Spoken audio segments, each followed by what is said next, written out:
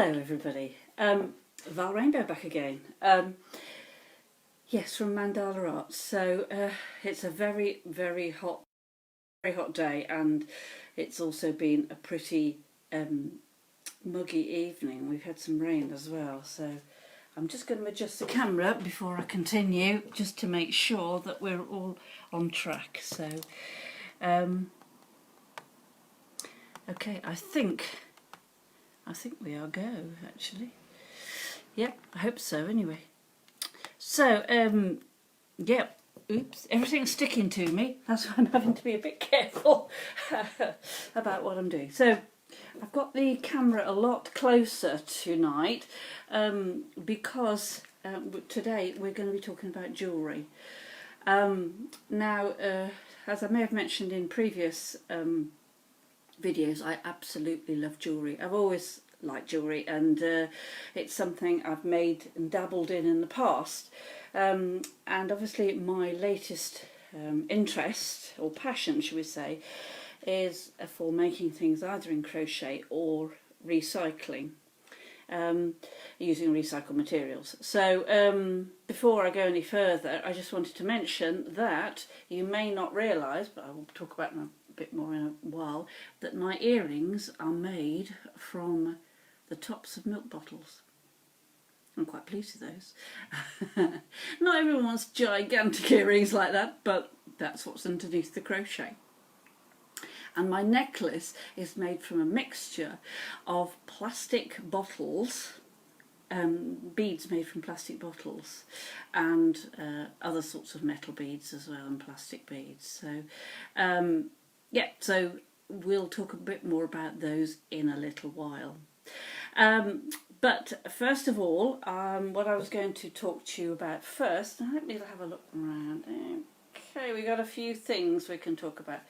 When I first started making jewellery out of recycled materials, particularly, I started by looking on YouTube, as you do, because there was quite a lot of stuff on there.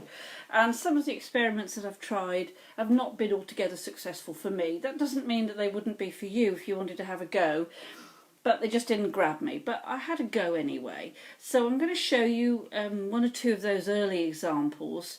I find with YouTube sometimes you find something on there and you think, wow, that looks fantastic and so easy. But to be honest, sometimes it doesn't always work out how it looks like in the video. But that could also be me, so who knows. But anyway, so I'm going to show you one of the first things I made. And now these, I don't know whether you can see them. The reason I've got the camera is a bit closer is so that you can get a bit more detail about what I'm actually talking about. I'm not convinced anyone's watching me, so I'm going to have a closer look at the camera just to make sure. Sorry about this, folks. I know it sounds a bit weird, but let me just check to see. Oh yes, thank you, folks, whoever that is. Thank you for watching. And I'll carry on as I was. Okay. Yes. So. Oh dear, I'm so sorry about that. The camera does have a tendency to wobble a bit because it's on an arm. Right, so as I was saying, these beads are made, and I'm going to show them as closely as I can. These beads are made from plastic bags.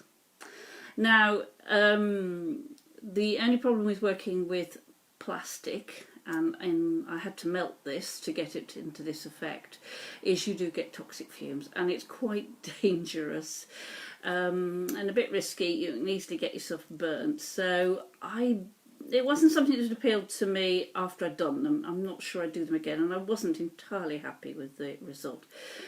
Basically, I wrapped plastic bag very tightly around a piece of wire, and then I exposed it to a flame so it melted. And then I painted it with nail varnish and wrapped some wire around it. And it certainly doesn't look like plastic bags, let's put it like that, but I felt like it was quite a lot of work really to get that effect. So the next thing I moved on to was working with wrapping fabric around wood. and I happen to have some bamboo wooden poles that we'd use for plants at home. So I cut them into lengths. This is what I had a go at. Cut them into lengths, and then I wrapped them in fabric. And now it's quite an involved process. So I wrapped them in fabric with glue. So obviously I had to wait for it to dry. Then I wrapped it with wool, and then I wrapped it with wire. And also I had to put, when I wrapped the wire around, I had to create loops at the end so that they could be joined. So again, although some of you might think it looks perfectly fine, I just thought there was a lot of work involved. But, you know, if it's something that really grabs you, you might want to get into it, and you could get even more expert. I mean, to be honest, I was an absolute beginner, so I'm sure some of you might be able to do better than that. So those are some of my early creations. But one of the things that's fascinated me, and continues to fascinate me, is the idea of making things from rubbish. So very early on I started experimenting with the idea of making beads from plastic bottles. So I'm going to show you some of the first, one of the first things I made. I have sold some of them, so I haven't got so many left. Now this is a bracelet which is made out of plastic beads made from bottles. So I'm going to get a little bit close to the camera so you can see. Basically, you cut strips round your bottle, your plastic bottle. It has to be a clear bottle. You can use colours, but of course if you use a clear bottle, you can decorate it how you want. So you cut a long strip with a point at one end and a wider at the other. And then basically you roll it round something. I used a metal knitting needle.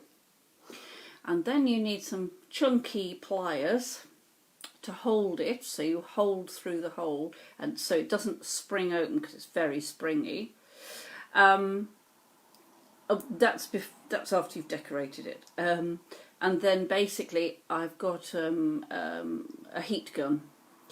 I have seen videos where it was held over a naked flame, but when I tried that, it tends to singe it, and then you get this dark sort of mucky effect, which I didn't particularly like. I found that the heat gun was a more sort of subtle heat, a bit more like a hairdryer, which might work, although I haven't tried it myself. But I experimented with colouring the plastic, the bottle plastic, with nail varnish. I tried acrylic paint, and I also used Sharpie pens. And I found, to be honest, the best effects were nail varnish. So because the nail varnish gives this iridescent effect, which really makes them look like glass. I mean, when I say to people these are made out of plastic bottles, they are amazed because they do look like glass. So I've made a few more of those, and recently I've made them into other things as well, because I had other beads and bits and pieces knocking around. So this is what I made the other day. Now I had beads, other beads of my own, silver beads and some plastic beads. You can make your plastic bottle beads any length you like. You can make them either very long or much shorter, although they are more fiddly, of course, when they're shorter. But as you can see, once you make it up and you add spacer beads, it looks pretty amazing. So I'm going to show you another one, which is, and what I did, I had a few beads left over from making egg carton beads, which I talked about a little while back on one of my previous videos, and I thought I'll combine the two. So now I have my egg carton beads, which are the big chunky gold ones, plus my little plastic bottle beads. I think they're mostly quite long ones. You can see there's a shorter one there, so you can get different lengths, and again, these are all nail varnish ones. I usually use coloured nail varnish, and then I quite often put glitter nail varnish as well, because that just gives an extra beautiful effect. And lastly, the one I've got on now, which I'm going to show you a bit more closely, this one is a combination of, I had some quite chunky metal beads, and also I used metallic nail varnish, so, and in sort of metallic colours. And also I combined some very little beads that had been made previously that have got Sharpie pen finish on them as well. So again, quite a lot of work, but I have to say I was really delighted with how they turned out. So worth researching and looking into those if you're interested. Okay, so continuing on with my recycling theme. Not all my jewellery is made from recycled materials. Sorry, I'm just, it's so hot here. I'm having to give myself a little bit of a mop down. So, excuse me a moment. Right, okay, let's get on with the show. So I apologise about that. So, more things that I've done with a recycle finish. Buttons. If you've got lots of buttons at home, how about making them into earrings? These are a matching pair of buttons, and I've just popped a rhinestone on them. You can buy, the fittings you can buy are, I don't know if you can see that, a little disc with a post, and then you put a little plastic back on it to stop it slipping off. And then you've got instant earrings. And if you've got vintage buttons, even better, because they look fantastic. So these are a couple more pairs that I've made. So that's more buttons with rhinestones, and those are some of my favourites as well. So again, buttons with sequins. You could put sequins on them. You can put more buttons on them. So those are some of the early things I made. Some more things that I made that I was fascinated by is I used to eat vegetarian sushi quite a lot, and the soy sauce comes in these amazing little fish shaped containers, and I thought, you know, I've got to be able to do something with those. So I experimented, and I basically came up with earrings. So I'm going to show you some bigger ones first because they're not on a card. And those are my sushi or soy sauce container earrings. So I'm just going to get that really close to the screen so you can see. So basically, it's good old nail varnish again. So I basically painted them in nail varnish, a little bit of glitter as well, and made a hole through the cap, because you get a cap. Painted those with nail varnish as well so they all matched. And then put my jewellery findings through the top with a bead of a similar colour. So there you go. These are the particularly big ones. You can get smaller ones as well. Let me see if I can find some small ones I can show you. Actually, these are a similar colour. So really, in terms of decorating it, you know, if you're making it for a friend, you could make them a colour you know they like, or you could just, again, or colours to match outfits. These are smaller ones, so you can see that they are quite a nice size, and they are incredibly light. You do have to wash them. I usually soak them for a day or two in hot soapy water, then put them either on a radiator or out in the sunshine so they're completely dry before I start work on them. I'm just going to show you one more pair of big ones so you can see that the colour schemes, you know, you can vary them quite a bit. So there you go, look. And they make really funky earrings. And they're normally things that I guess would just get thrown away. Look. Fantastic. Funky fish. There you go. Something else that we've all got a lot of is bottle tops. That's one of my special favourites. I love trying to make things out of bottle tops, but I'm talking about milk bottle tops and sort of soft drink tops. One of the things I first started doing was making brooches. So I took the bottle tops, there's your brooch, and you can see it has a little clip on the back. Now this one is a milk bottle top, as you might have guessed, it's blue. But in order to vary it a little, so I thought it looked a bit more interesting, I painted, I think, with nail varnish again. And then I found all sorts of bits and bobs, beads, bits of old earrings, sequins, little bits of glitter, and I poured PVA glue into the cap and then dropped the pieces in. But I did arrange them beforehand to make sure that they all fitted together. So it made quite an unusual brooch. You can also put magnets on the back and use them as fridge magnets. So couple more. There's another one here.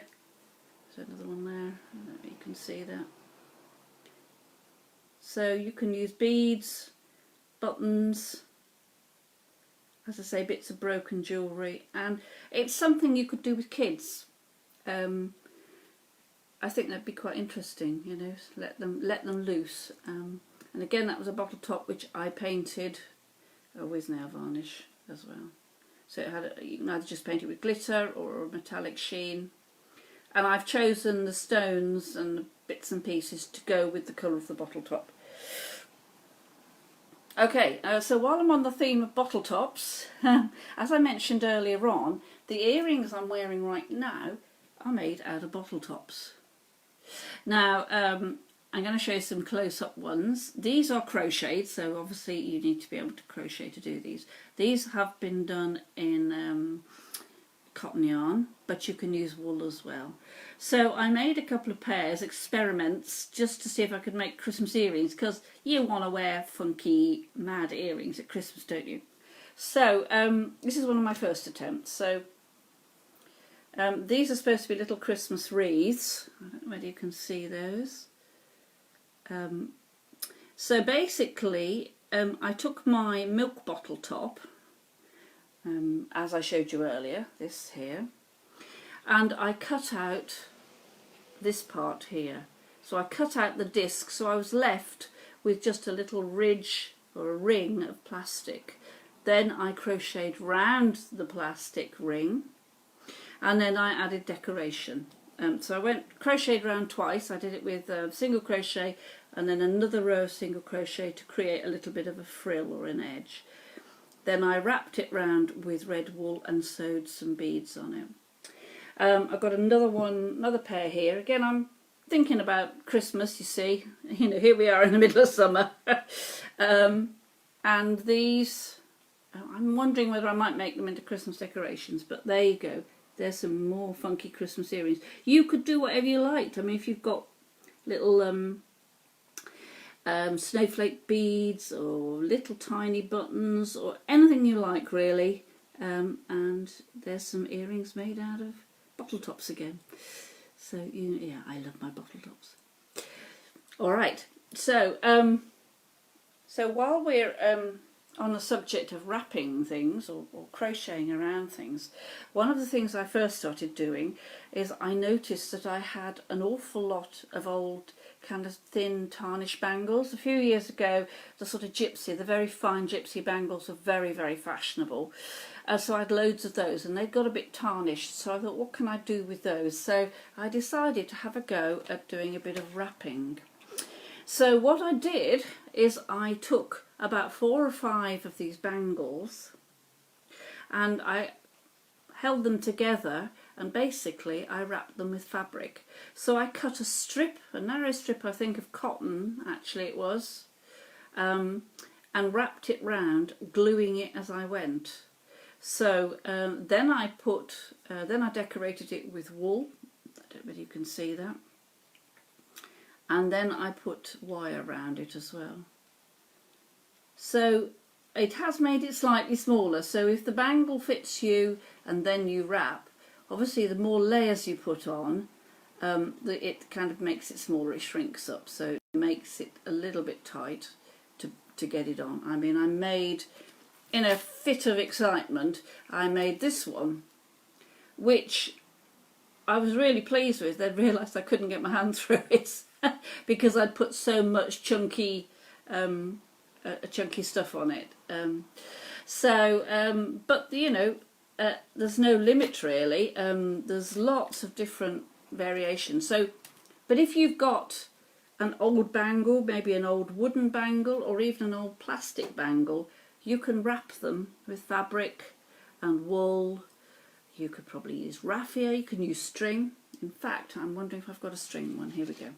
I also decided to have a go at using the insides from things like sellotape, you know, when you've got the cardboard ring. So I decided to have a go with that. And this one, which you might be able to see, is a cardboard ring. And so I took some string and I wrapped the string around it, again gluing it as I went, sort of that way around.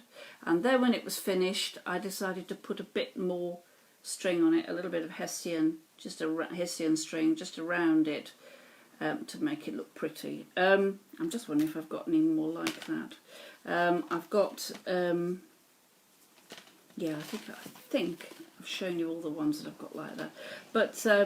But yeah, so I also tried making them out of plastic bottles, and they were moderately successful.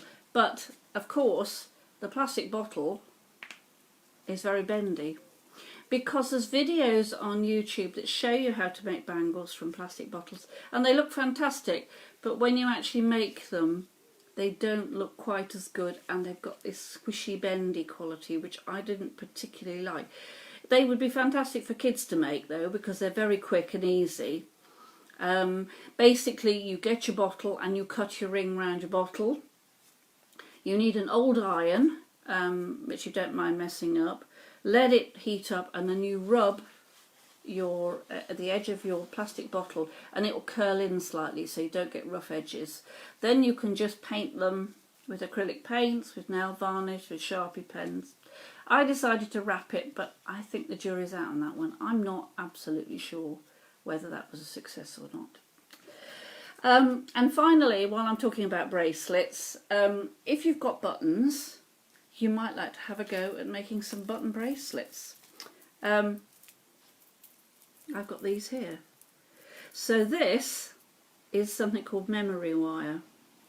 If you're a jewellery maker, you'll know what I'm talking about. It basically comes as a ready-made coil, and you can cut it to any length you like. And what I've done there is I've simply threaded buttons on. And that looks pretty good actually. So you can do any colour combination you like. And because it's stretchy, it will fit loads of different people. You can get your memory wire in different sizes, but I usually go for the sort of medium one. There's my other one. Now you can see that one's a little bit, I've done more rings basically. But again, that looks kind of funky. Now I have come across something similar made with sequins, where you thread the sequins on, but it takes a lot of sequins. So if you've got masses, then that would be great, but it would take a lot. So that's why mine are buttons, because I kind of get impatient and want to get it done as fast as possible. Okay, right, moving on. So one of the other things that I've been really interested in, which I maybe have talked about before, is making things out of eggshell. I found out that this is really popular in Eastern Europe, and they use eggshell to make paintings and to cover boxes and bottles. Highly decorative, absolutely stunning. So I thought I'm going to have a go. I happen to have some cardboard hearts that I'd bought at a craft fair, and so I thought I'm going to have a go. Now there's lots of videos on YouTube on how to do this. So I basically took the cardboard heart, I painted it first, and then I stuck my eggshells on. So you might like to have a closer look at that, so you can see the eggshell.